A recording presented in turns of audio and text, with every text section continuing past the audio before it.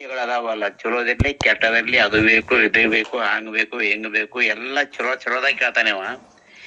ಆ ಕೇಳೋದೇನೈತಲ್ಲ ಇದು ಎಷ್ಟೋ ದಿವಸ ಆದ್ರೂ ಮುಗಿಯಂಗಿಲ್ಲ. ಅದ್ರಲ್ಲಿ ಶುಂಭ ನಿಶುಂಭ ಅಂತಕ್ಕಂಥ ಚಂಡಮುಂಡರು ಅಂತಂದ್ರೆ ಅದಂತೂ ವಿಶೇಷವಾಗಿರ್ತಕ್ಕಂಥ ಅಧ್ಯಾಯ ನನಗಂತವ್ರು. ಅವರು ರಕ್ತ ಬೀಜರು ಕೊಲೆ ಮಾಡದಂತೆ ಹುಟ್ಟಿಸಿದ್ರು ಅಂತಂದ್ರೆ ನಾವು ಎಷ್ಟೇ ಆಸೆಗಳನ್ನು ಪಟ್ಟು ಅವನು ಮತ್ತೆ ಅವನು ನೀಗಿಸಿಕೊಳ್ಳಲಿಕ್ಕೆ ಪ್ರಯತ್ನ ಮಾಡ್ತೀವಿ ಅಂದ್ರೆ ಮತ್ತೆ ಅದಕ್ಕಿಂತ ದೊಡ್ಡದಾಗಿ ಅವು ಉಳ್ಕೊಂಡು ಬರ್ತಾವ.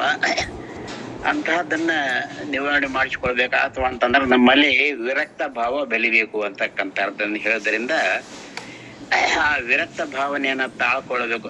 ಬೇಕಾದಷ್ಟು ಮನೆಯಾಗಿದ್ರು ಕೂಡ ನಮಗೆ ಬೇಕಾದಷ್ಟು ಸೌಲಭ್ಯ ಸೌಕರ್ಯಗಳು ಇದ್ದಾಗ್ಯೂ ಕೂಡ ಅದರಲ್ಲಿ ನಾವು ರಕ್ತ ಅಂತಂದ್ರೆ ಅದರೊಂದಿಗೆ ನಾವು ಕೂಡಿಕೊಳ್ಳಬಾರದು, ವಿರಕ್ತರಾಗಿರಬೇಕು ಅನ್ನುವಂತಹದ್ದನ್ನ ಸನ್ಯಾಸ ಭಾಗದಲ್ಲಿ ವಿರಕ್ತವನ್ನು ಹೇಳ್ಕೊಂಡ್ ಬರ್ತಾರ, ಇಲ್ಲಿ ಸಂಸಾರದಲ್ಲಿಯೂ ವಿರಕ್ತವನ್ನು ಹೇಳ್ಕೊಂಡು ಬರ್ತಾರ. ಇನ್ನು ಯಾವುದಕ್ಕೂ ಕೂಡ ಆಸೆಯನ್ನ ಮಾಡಬಾರ್ದು ಅನ್ನುವಂತಹದ್ದನ್ನೇ ಅದು ರಕ್ತ ಬೀಜ ರೂಪದಿಂದ ಹೇಳ್ಕೊಂಡು ಬಂದ್ರು. ಇನ್ನು ಶುಂಭ ನಿಶುಂಭರ ಅಧ್ಯಾಯದಲ್ಲಿ ನಾನು ಅನ್ನುವಂತಹದ್ದೇ ಶುಂಭ, ನಂದು ಅನ್ನುವಂತಹದ್ದೇ ನಿಶುಂಭ. ಮೊದಲ ನಂದು ಅನ್ನುವಂತಹದ್ದು ಹೋಯಿತು ಅನ್ನುವಂಥದ್ದು, ನಾನು ಅನ್ನುವಂತಹದ್ದು ಆಟೋಮೆಟಿಕ್ ತಾನಾಗಿ ಅದಕ್ಕೆ ಜಾಗ ಉಳಿಯೋಂಗಿಲ್ಲ ಅನ್ನುವಂತಹದ್ದನ್ನೇ ಇಲ್ಲಿ ಈ ದೇವಿ ಪುರಾಣದ ಮೂಲಕ ಶ್ರೀ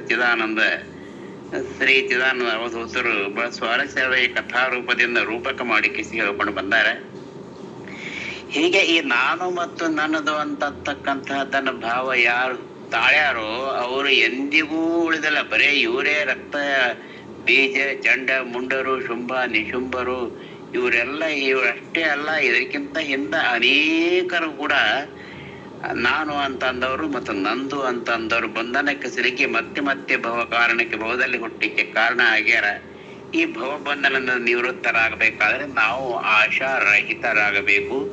ನಾನು ಮತ್ತು ನಂದು ಅನ್ನುವಂತಹದ್ದನ್ನ ನಾವು ಯಾವ ರೀತಿಯಿಂದ ಅದನ್ನ ಕಳ್ಕೋಬೇಕು ಅನ್ನುವಂತಹದ್ದನ್ನ ಬಲ್ಲವರಿಂದ ತಿಳಿದವರಿಂದ ಶಾಸ್ತ್ರಗಳ ಮೂಲಕ ಸತ್ಸಂಗದ ಮೂಲಕ ಗ್ರಂಥಗಳಿಂದ ನಾವು ಮತ್ತೆ ಅದನ್ನ ಪುನಃ ಅವಲೋಕನ ಮಾಡುವುದರಿಂದ ಸಾಧ್ಯತೆ. ಅದಕ್ಕೋಸ್ಕರವಾಗಿ ಮತ್ತೆ ನಾವು ಯಾಕೆ ಅದನ್ನ ಸ್ಮರಣೆ ಮಾಡಿಕೊಳ್ಳಬೇಕು ಅಂದ್ರೆ ಮನುಷ್ಯನಿಗೆ ಮರೆವು ಜಾಸ್ತಿ.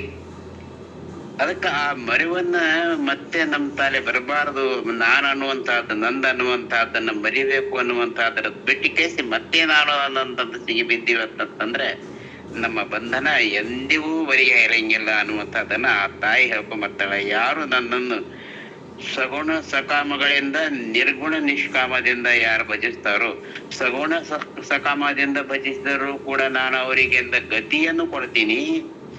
ನಿರ್ಗುಣ ನಿಷ್ಕಾಮದಿಂದ ಭಜಿಸಿದರಂತೂ ಅವರು ತಾವಾಗಿ ಬರ್ತಾರ. ಅದು ಅತಿಶಯವಾಗಿರ್ತಕ್ಕಂಥ ಪುಣ್ಯೋಕ್ತಿ ಫಲಪ್ರಾಪ್ತಿ ಅನ್ನುವಂಥದ್ದನ್ನ ಹೇಳ್ತಾ, ಸಗುಣ ಮಾರ್ಗದಿಂದ ಮತ್ತು ನಿರ್ಗುಣ ಮಾರ್ಗದಿಂದ, ಸಕಾಮದಿಂದ ಮತ್ತು ನಿಷ್ಕಾಮದಿಂದ ಹೋಗುವಂತ ಮಾರ್ಗ ಹೇಗೆ ಅನ್ನುವಂಥದ್ದನ್ನ ವಿಶಿಷ್ಟವಾಗಿ ನಮ್ಮ ಸೌದಿಯಪ್ಪರ್ ಪೂಜ್ಯರು ವಿಶೇಷವಾಗಿ ಹೇಳ್ಕೊಂಬಂದ್ರವರಿಗೆ ಧನ್ಯವಾದಗಳು ಮತ್ತು ಶರಣಾರ್ಥಿಗಳು.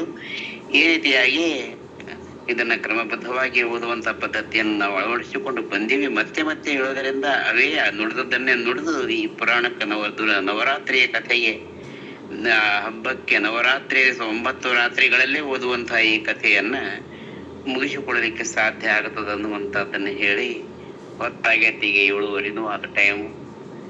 ಅದಕ್ಕೆ ಮುಂದುವರೆದ ಉಪನ್ಯಾಸ ಮತ್ತು ನಾಳೆ ಬೆಳಿಗ್ಗೆ ಪ್ರಾರ್ಥನೆ ಬದಲಾಗಿ 5:15 ಸ್ವಲ್ಪ ಪ್ರಾರ್ಥನೆ ಮಾಡಿ ಈ ಪುರಾಣದ ವಿಷಯ ಮಾಡಿಕೊಂಡು ಅದರಲ್ಲೇ ಮುಂದುವರೆದ್ರಪ್ಪ ಅಂತಂದ್ರೆ ಮಂಗಲಗೊಳಿಸ್ಲಿಕ್ಕೆ ಎಲ್ಲರಿಗೂ ಸರಳ ಆಗ್ತದ ಅಂತ ವಿಚಾರವನ್ನ ನಾನು ಇಚ್ಛಾ ಮಾಡ್ತೀನಿ. ಎಲ್ಲರಿಗೂ ಶರಣಾರ್ಥಿಗಳು, ವಂದನೆಗಳು, ಧನ್ಯವಾದಗಳು. ಓಂ ನಮಃ ಶಿವಾಯ, ಓಂ ನಮೋ ಭಗವತೆ ವಾಸುದೇವಾಯ. ಶರಣಾರ್ಥಿ ಧನ್ಯವಾದಗಳು. ಗುರುಗಳ ನಾಳೆಗೆ 15ನೇ ಅಧ್ಯಾಯ ನೀವ ನಡೆಸಿಕೊಡ್ರಿ ಸೋಪಾನ ಗುರುಗಳ.